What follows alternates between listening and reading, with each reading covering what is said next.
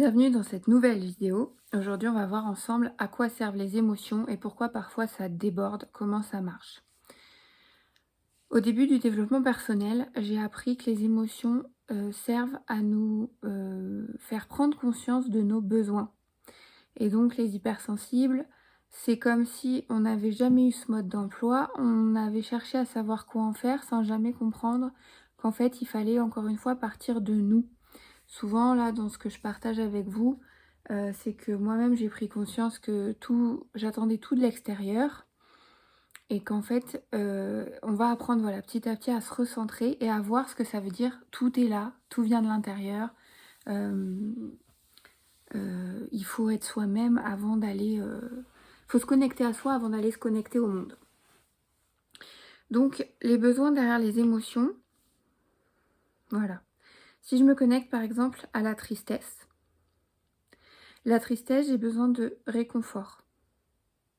Et quand j'ai besoin de réconfort, par exemple, ça me rappelle que, quand je me blessais ou que j'étais petite ou que j'avais besoin de réconfort, j'avais besoin, par exemple, d'un câlin de ma maman, hem, d'un moment de connexion. On n'avait pas besoin de parler ou quoi, mais avec, mon papa, ma maman ou ma figure d'attachement, la personne que j'ai, hem, qui était mon parent, quoi. D'accord? Qu'on ait eu ses parents, ou pas, est-ce que quelqu'un était là dans ces moments-là? Et qu'est-ce que ça veut dire pour moi le réconfort? Derrière la tristesse, il y a un besoin de réconfort. Et qu'est-ce que ça veut dire pour moi le réconfort? Voilà, un câlin, juste un moment de connexion où la personne, te voit et te dit, «OK, ça va, tu te sens bien?» et cetera. Juste, tu vois, ce micro moment. Donc voilà, si aujourd'hui, forcément le sujet, aussi qui me préoccupe, si tu me suis un peu, que tu me découvres aujourd'hui, c'est donc, suite à un deuil, à des épreuves, à un choc émotionnel, à peut-être par exemple, le deuil, ça peut être aussi un deuil d'une partie de soi, j'en parle aussi beaucoup. Donc voilà, par rapport à tout ce qu'il a pu se passer et peut-être que cette personne qui t'a apporté le réconfort n'est plus là et cetera et cetera. Tout ce que ça peut prendre en compte. Comment toi, aujourd'hui, tu prends conscience de ce besoin de réconfort? Comment tu vas faire, voilà, pour t'apporter du réconfort? Encore une fois, donc on y revient, tout part de l'intérieur. Je me connecte à moi, je ressens la tristesse, j'ai besoin de quoi? Est-ce que j'ai besoin d'un moment de connexion avec moi-même? Est-ce que j'ai besoin d'un câlin? Est-ce que j'ai besoin, en fait, de douceur? Est-ce que ça va être d'aller marcher dans la nature? De sortir mon instrument de musique, de sortir mes pinceaux? Voilà. Comment je peux m'apporter ça? Juste se connecter à ça. C'est là aussi où j'ai rencontré l'EFT dans mon parcours de développement personnel et c'est vraiment l'outil que j'ai choisi pour m'aider à sortir moi du stress, de l'anxiété, parce que c'est simple et efficace à mettre en place. Tu fais ta petite ronde EFT comme ça, et puis tu vas te connecter à ton pas bien, et puis tu vas mettre des mots sur ce que tu ressens, et ça va t'aider à faire remonter à la conscience. Ok, l'émotion, elle est celle-ci, et j'ai besoin de ça, et comment je vais faire pour m'apporter ce dont j'ai besoin. Ça peut être des besoins aussi qui n'ont pas été remplis, parce qu'on a l'impression, par exemple, que ce parent aurait dû me faire un câlin, aurait dû être là, et cetera.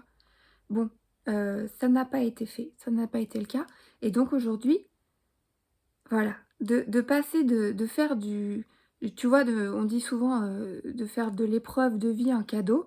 Eh bien, je suis la personne, je suis ce dont le monde a manqué selon ma carte du monde. Donc voilà, j'ai manqué de ça, ça a été loupé, ça m'a manqué. Eh bien, moi, je vais le créer pour moi et pourquoi pas peut-être le diffuser pour aider d'autres personnes.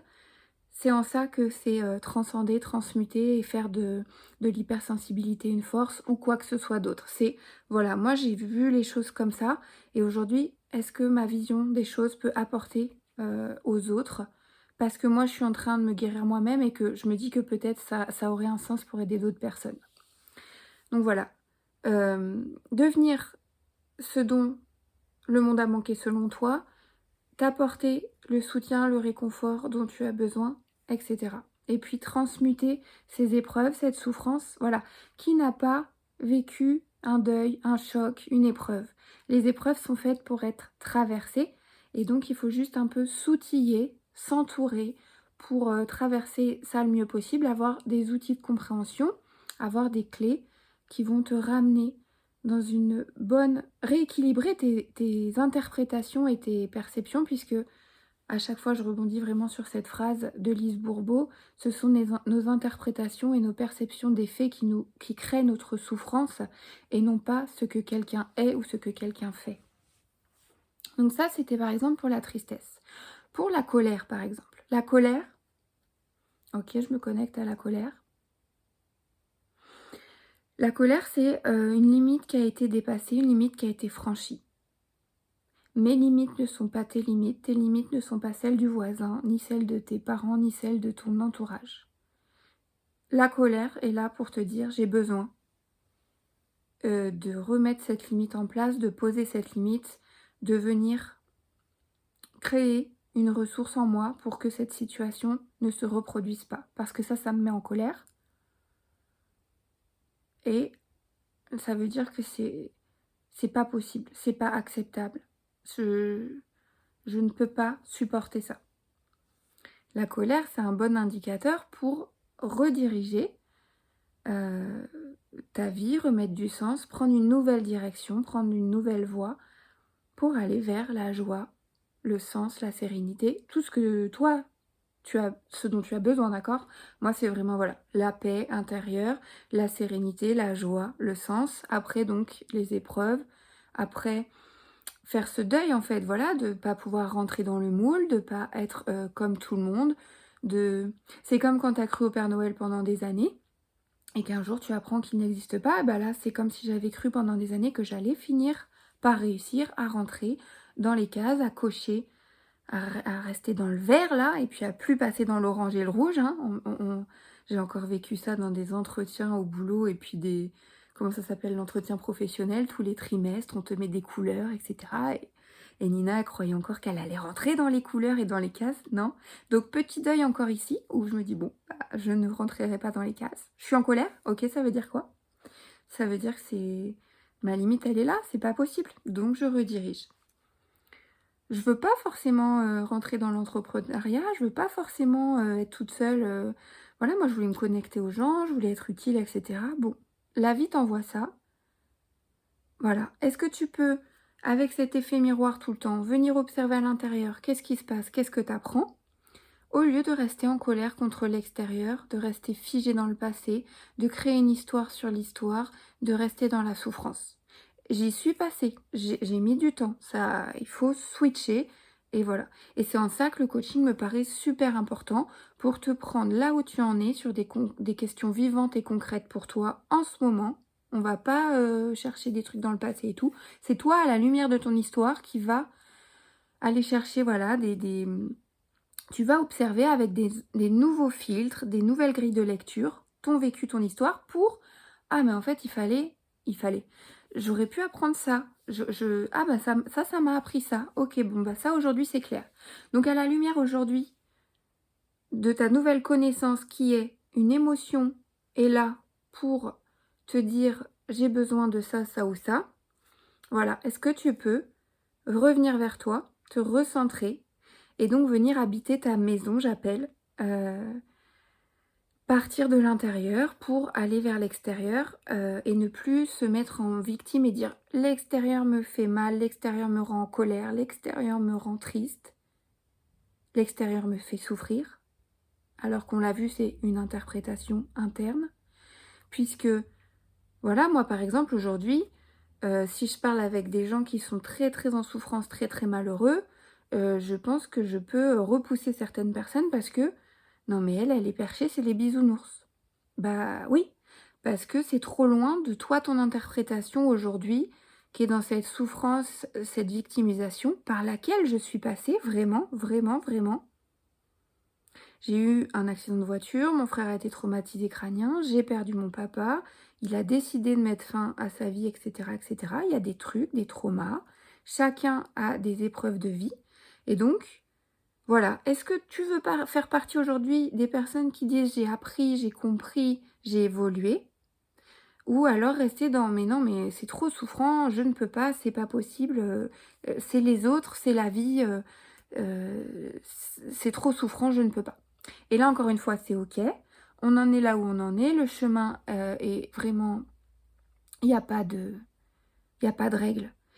Par contre, il faut prendre conscience donc d'aller chercher des nouvelles connaissances pour transformer ça en compétences, pour changer tes interprétations.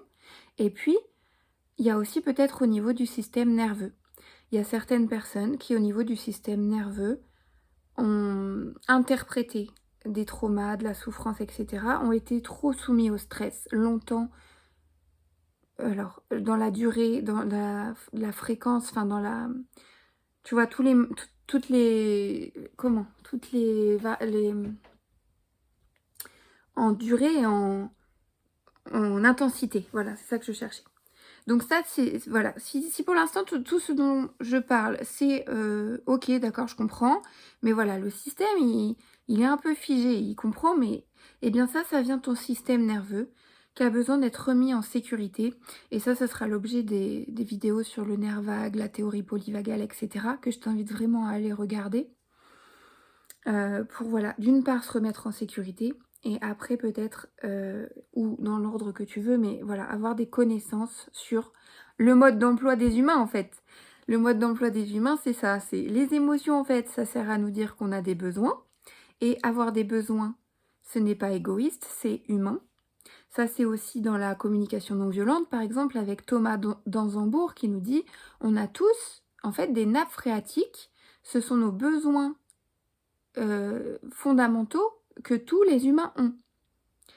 De reconnaissance, de respect, ces besoins physio, les besoins fondamentaux là, de manger, de dormir, d'être en sécurité, d'avoir un toit sur la tête et cetera. Et puis après on va, quand on a fait les besoins fondamentaux de manger, dormir, être en sécurité, avoir un toit, hop, chercher à être reconnu dans ce que l'on fait et puis à être intégré et à s'éveiller et cetera. Donc une fois que j'ai compris le mode d'emploi des humains, une fois que ça, c'est plus souffrant, que les blessures, elles sont voilà, j'ai compris à quoi aussi servaient les blessures, qu'il fallait venir, donner de l'amour, de la sécurité dans le système. OK. Bon, bah, ça, c'est mon humain et au-delà, il y a mon âme qui a besoin d'appartenir, de s'éveiller, de s'élever et donc là, bah, voilà, une fois que tu as transmuté tout ça, toi, tu as une vision claire de ce que ça a été ce parcours-là pour toi, tu vas pouvoir, diffuser et être la pièce du puzzle dans le monde pour les autres qui avaient besoin de cet élément et que tu as en toi. Puisqu'on a tous une signature énergétique unique, une signature, heu, voilà, on est chacun des êtres vraiment uniques au niveau énergétique, au niveau de l'ADN, au niveau de la vibration, enfin, tu es quelqu'un d'unique qui a, une vision unique à donner, à offrir au monde et c'est en cela que une fois qu'on a compris cet humain et qu'on a ces bases concrètes, ces fondations solides, on va pouvoir ériger cette maison, une fois qu'on habite notre maison. Donc habiter sa maison, c'est revenir en soi à chaque fois qu'il y aura une épreuve, quelque chose qui te questionne, le brouillard mental qui revient, la confusion, l'indécision ou quoi, voilà, revenir et dire: «Bon, qu'est-ce que j'ai appris aujourd'hui? Que me renvoie la vie? Heu, quelle leçon, quel apprentissage je peux tirer?» et cetera et cetera. Donc voilà, la tristesse, ce serait le réconfort, comment je me l'apporte, comment je peux faire. La colère, ce serait: là, c'est mes limites, donc comment je reviens vers moi et comment je crée ma propre voie avec mes propres limites pour avancer en étant le plus épanoui et le plus heureux possible pour diffuser mon message avec clarté, confiance et connexion. Ça, c'est vraiment les 3 piliers, de mon programme Connect où vraiment on va venir se reconnecter à soi avec tous les outils dont je parle, la communication non violente, l'EFT pour remettre de la sécurité dans le système, et puis tout, les blessures de l'âme et cetera. Voilà, avoir le mode d'emploi de l'humain pour ensuite, que tu puisses partager ta lumière, partager ta vision unique du monde. Voilà pour les émotions et puis, on va faire, très prochainement, je te mets en ligne la vidéo, un peu plus poussée sur le nerf vague. Il y en avait déjà une, mais j'ai un autre niveau de lecture, au fur et à mesure que j'avance. Donc, voilà, pense à t'abonner et je te donne toutes les clés ici et si tu as besoin, tu sais où me trouver. Ciao.